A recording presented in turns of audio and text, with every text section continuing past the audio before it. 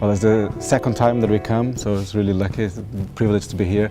It's not every day you perform in a 13th century monastery, but once every 3 years is good. So, what I really like is the artistic vision, is how the festival thinks of the idea of the other in many different guises through art and in many art forms. So there's always music and visual arts, but sometimes the connections are not obvious. But I think this idea that art is more exciting when it has diversity, it's very clear.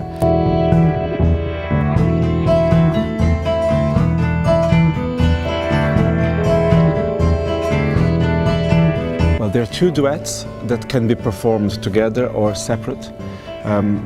At the festival we're presenting them together in the theatre, which is very unusual for us, and it's really great to see them together. And they are both duets that portray a couple in a relationship that has elements of dependency, of interdependency and frustration. Maybe they've been together for a long time, but at the same time they cannot live without each other.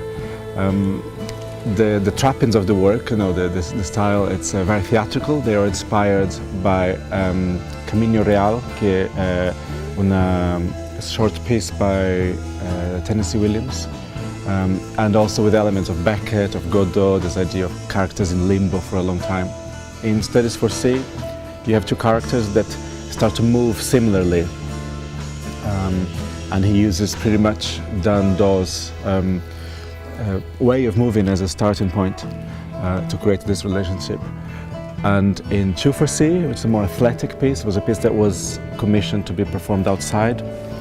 I think the initial point, the starting point, was the fact that Rick Rogers, who's one of our dancers, he can't stand, he can't take weight on his knees.